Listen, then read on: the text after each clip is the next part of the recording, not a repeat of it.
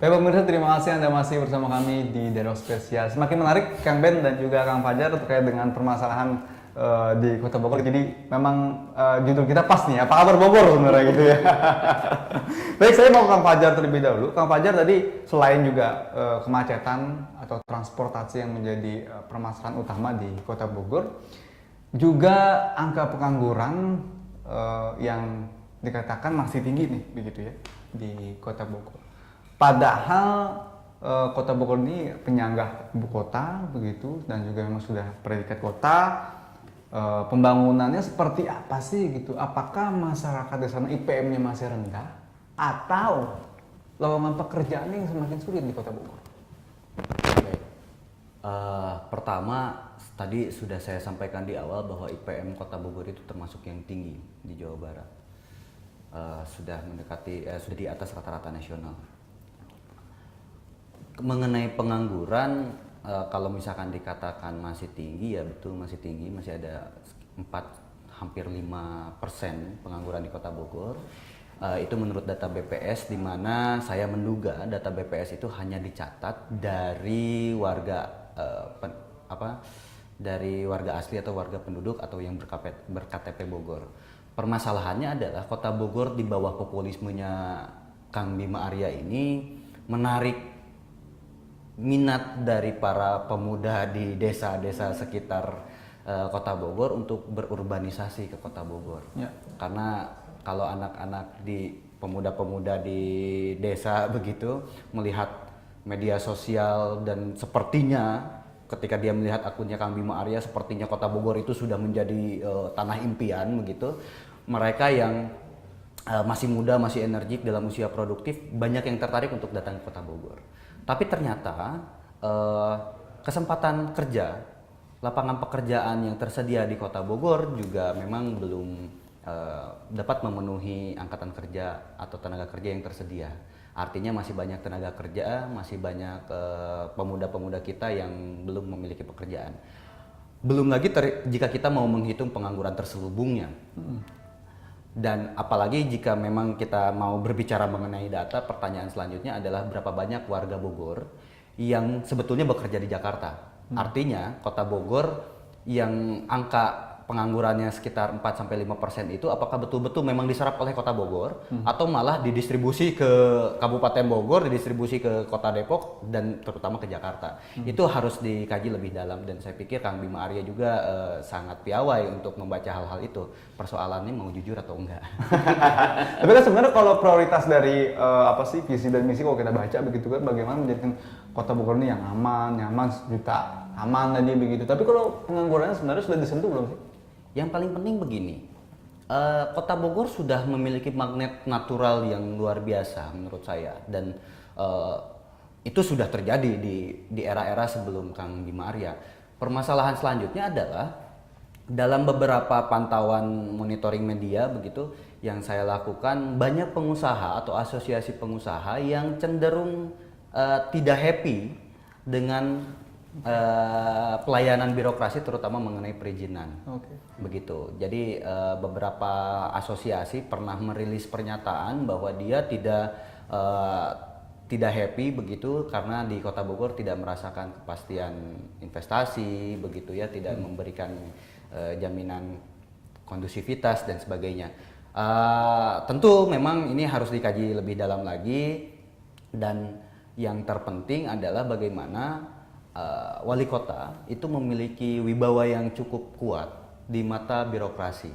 Karena kita tahu bahwa Kang Bima itu bukan birokrat, tidak berasal dari kalangan birokrat, sehingga banyak kebijakan-kebijakan yang sepertinya tidak dilaksanakan dengan baik karena unsur kesengajaan birokrat. Ini dugaan saya. Baik. Kang Ben, sepakat atau tidak? Jadi katakan ya kan pelayanan publiknya atau pelayanan dari birokrasinya juga masih sulit. Banyak katanya pengusaha-pengusaha datanya nih ya dari pelayanan publik begitu, banyak yang masih tidak setuju gitu, tidak merasa dilayani dengan baik di Kota Bogor dan juga sehingga memang investasi semakin berkurang dan pengangguran semakin bertambah. Iya. Atau tidak? Kalau yang saya lihat, karena memang saya juga bergelut di dunia usaha di Kota Bogor, kebetulan sempat juga bergabung di dalam forum jasa konstruksi dan asosiasi-asosiasi konstruksi, dan juga beberapa rekan-rekan kita dalam dunia investasi di properti. Memang di Kota Bogor ini, kalau tadi kita bicara kesempatan kerjanya, satu sudah sedikit memang.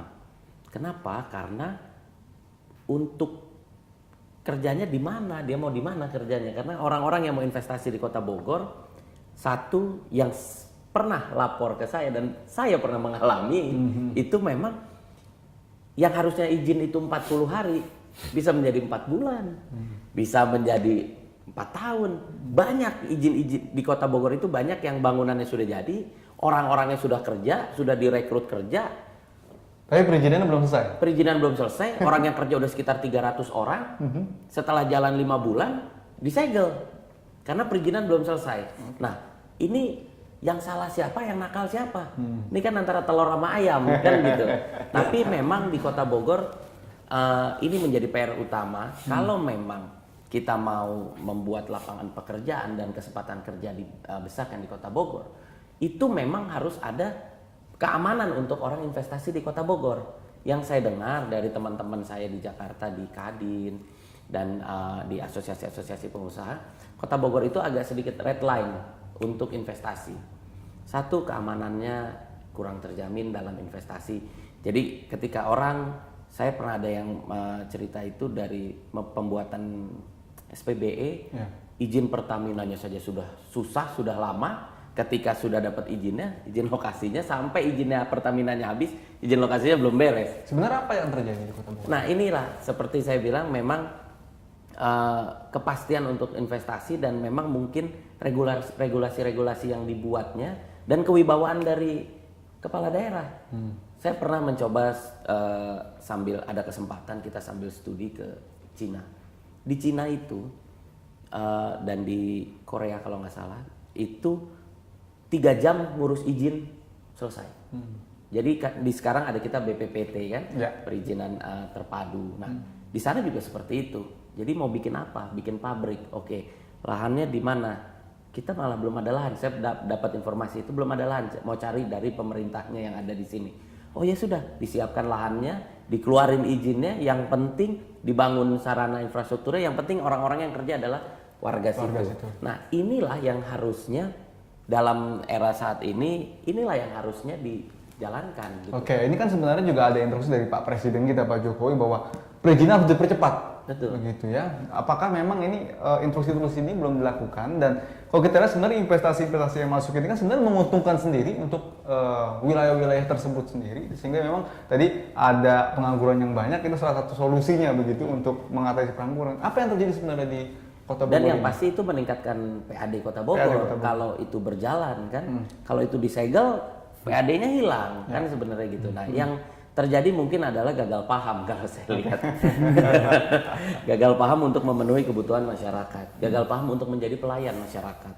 Inilah yang harusnya sebenarnya mental-mental birokrat, mental-mental pemimpin yang ada di Indonesia ini, bahwa kita siap menjadi pelayan. Oke, Kang Ben, ini kan selaku ketua MPCPP, Pemuda Pancasila Kota Bogor, juga sebenarnya sering jalan-jalan ke wilayah-wilayah, misalnya kecamatan-kecamatan, itu ke masyarakat. Apa sih sebenarnya yang paling banyak curhat gitu ke Kang Ben? Ya, saya kebetulan anggota saya yang ter-KTA-kan di Kota Bogor itu saat ini ada sekitar 9.852.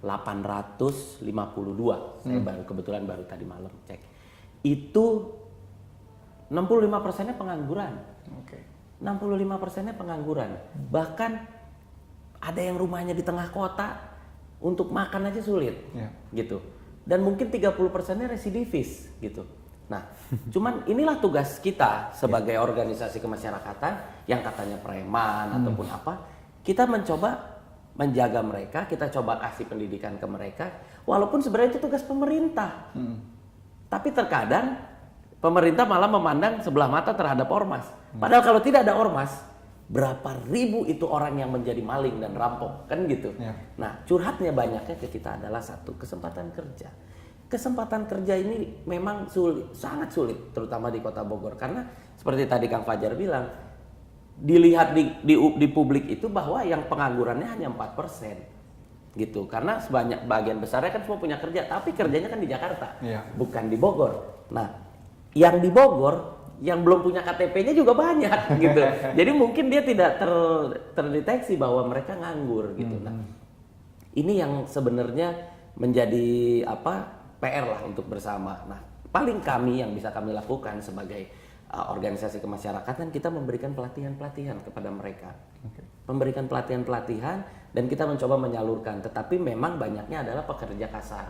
Pekerja kasar yaitu satu mungkin dalam ketika kita mendapatkan satu proyek konstruksi, kedua kita membuat pelatihan untuk tenaga pengamanan, tenaga parkir, tapi yang profesional. Itu yang saat ini bisa kita lakukan dan mungkin kita bisa menyalurkan sekitar 30% dari tadi yang masih menganggur gitu. Karena memang kita juga lihat di mana umpamanya seperti di Bogor ada pembangunan perumahan, ada pembangunan satu pabrik atau ada hotel. Nah, di situ kita bisa menyalurkan tenaga kerja kita. Ya. Nah, tapi ketika kita menyalurkan tenaga kerja kita, hotelnya nggak kebangun-kebangun karena izinnya nggak beres-beres. Nah, hotelnya udah kebangun, hotelnya disegel. Nah, itu permasalahan krusial lah di Kota Bogor yang memang selalu terjadi. Jadi seperti pengusaha-pengusaha juga udah kalau memang mau bangun, bangun aja gitu. Tapi akhirnya itu menyedot dananya si pengusaha untuk ngeberesin masalah. Bukan untuk dia membuka lahan pekerjaan untuk yang lain. Akhirnya kan yang harusnya gaji untuk security, bisa security-nya 20, akhirnya udah security-nya 4 aja deh, kita ini mau ngurusin disegel apa segala macam. Ini yang saya bilang Bogor belum aman. Nah, ketika Kota Bogor itu sudah sebagaimana layaknya sebuah kota, harusnya itu hal-hal seperti itu tidak terjadi. Gitu. Dan sebenarnya pemerintah Kota Bogor itu harus juga merasa menjadi mitra dari organisasi-organisasi kemasyarakatan. Nah, organisasi kemasyarakatan ini harusnya memang dibina oleh pemerintah kota. Oh, berarti belum dibina saat ini? Sampai saat ini sih saya masih merasa masih banyak belum dibinanya. Jadi memang harusnya organisasi kemasyarakatan itu berdasarkan undang-undang itu tentang organisasi kemasyarakatan itu wajib dibina oleh pemerintah kota. Nah, di seluruh organisasi kemasyarakatan pembinanya itu adalah selalu wali kota. Nah, sampai saat ini padahal kalau wali kota mau menyentuh masyarakat, kalau dia datang ke satu pintu, perlu berapa hari untuk dapat 3.000. Kalau datang ke organisasi kemasyarakatan, satu organisasi aja saya bisa 9.000, kan gitu. Nah, inilah yang sebenarnya kita coba menjalin satu komunikasi yang cukup intens dengan pemerintah kota karena banyak masalah yang bisa kita gali dari situ dan solusinya. Jadi harus disentuh sebenarnya ormas juga begitu ya. Kita tahan dulu Kang Fajar dan Kang Beng, kita akan kembali seperti Deparwas. Semakin menarik pemirsa, tetap di Dialog Spesial.